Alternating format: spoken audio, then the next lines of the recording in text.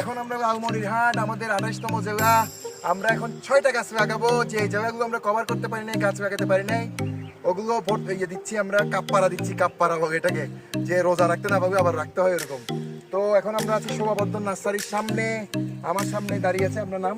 মোহাম্মদ মকলেসুর রহমান। উনি আমাদেরকে গাছ দিয়েছে 6টা। কি নাম? আকাশমণি, অর্জুন, আর একটা হচ্ছে মেহগনি। তো আমরা এখন লাগাবো অর্জুন গাছ। আমরা জানি যে হাটের জন্য খুব ভালো। 6টা গাছ লাগাবো। তো আমাদের যে জায়গাগুলো কভার হয় না এগুলো কভার হয়ে যাচ্ছে। তো আমাদের সাথে থাকুন, ইউসিবির সাথে থাকুন। গাছ লাগান, পরিবেশ বাঁচান এবং পৃথিবীকে ঠান্ডা করুন। এখন অনেক গরম হয়ে গেছে। Stop global warming. Thank you.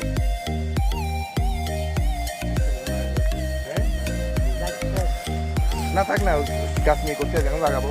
Uncle hello, UCB estate revolution back to bike. আমরা আছি এখন মিশন মোড়ে, লালমনিরহাট। তো আমাদের 27তম জেলা শেষ। লালমনিরহাটে আমরা অভ্যর্থনা পেয়েছি আঙ্কেলের কাছ থেকে। তো আঙ্কেল এখন আমাদের উদ্দেশ্যে কিছু বলবেন। তো সম্মানিত লালমনিরহাটবাসী, আজকে আমরা লালমনিরহাট জেলার মিশন মোড় চত্বরে দাঁড়িয়েছি। এখানে আমাদের পাশেই আমাদের সাথে কিছু সংখ্যক যুবককে আমরা দেখতে পাচ্ছি। তারা বাংলাদেশের গরিব মানুষের পক্ষে কিছু দাবি দেওয়ার ভিত্তিতে এই দেশটা যাতে সুন্দর হয়, সুন্দরভাবে পরিচালিত হয়, আগামী দিনে যেন বৈষম্য দূর হয়, সেই বৈষম্য দূরীকরণের প্রেক্ষিতে তারা কিছু এখানে দাবি দেওয়া উপস্থাপন করেছে। যেমন নোংরা যত ভিনঘিনে ফেলতে হবে ডাস্টবিনে, যে অ্যাওয়ারনেসের ওপর তারা কিছু বিষয় এখানে নিয়ে এসেছে। পাশাপাশি আরও কিছু দাবি তুলে ধরেছে। কৃষি ট্রেনের ব্যবস্থা করুন, এলাকা ভিত্তিক জরিপ করে পল্লী রেশনিংয়ের ব্যবস্থা এখানে স্থাপন করা হয়েছে। যে দাবিগুলোর প্রেক্ষিতে আমি ছোটবেলা থেকেই, আমার ছাত্র জীবন থেকেই এই দাবিগুলোর পক্ষে রাজপথে ঘুরে বেড়াই, সাধারণ মানুষের সাথে থাকি।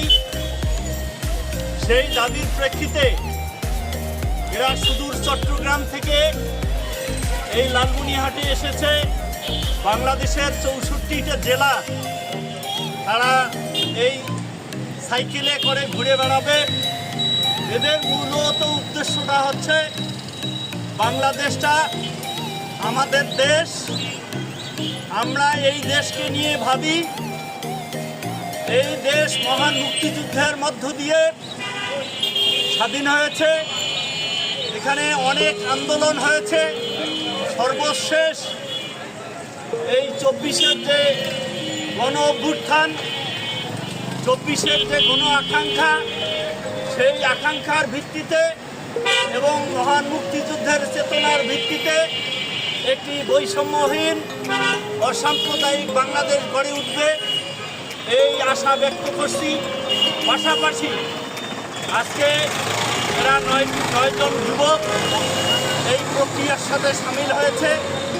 এই 9 জন যুবককে আমরা লালমনিরহাটবাসীর, আমি লালমনিরহাটবাসীর পক্ষ থেকে সর্বোপরি আমার রাজনৈতিক দল বাংলাদেশের কমিউনিস্ট পার্টির পক্ষ থেকে এদেরকে আমি বিপ্লবী অভিনন্দন জানাচ্ছি এবং শুভেচ্ছা জানিয়ে আমি আমার সংক্ষিপ্ত কথা শেষ করছি।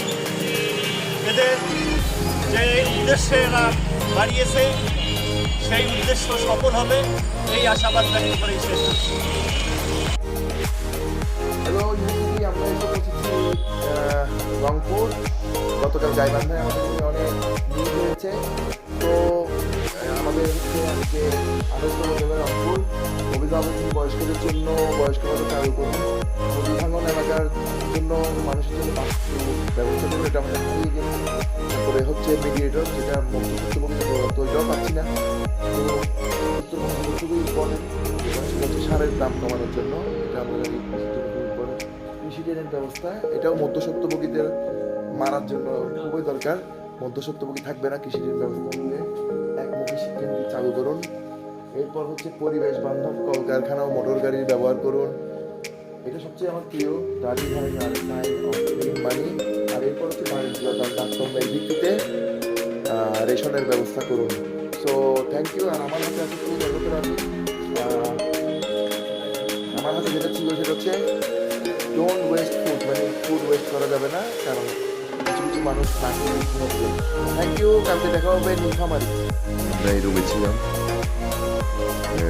এটা হচ্ছে কি রংপুর, রংপুরের বড় সৌন্দর্য।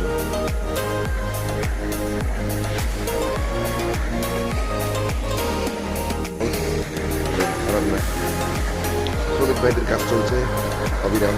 Thank you. বাংলাদেশ কৃষি উন্নয়ন কর্পোরেশনে আমরা ছিলাম প্রশিক্ষণ কেন্দ্র কাম ডরমিটরি, চমৎকার। এই পর্যন্ত আমরা যতগুলো রেস্ট হাউসে ঘুরেছি সবচেয়ে সুন্দর চট্টগ্রাম শরীরটা আনসারের রেস্ট হাউস ছিল। এটা 5 স্টার মানের। হচ্ছে আসলে থাকাটা একটু ইম্পর্টেন্ট, শীতকাল তাই, না হলে আমরা যেখানে সেখান থেকে যেতে পারি।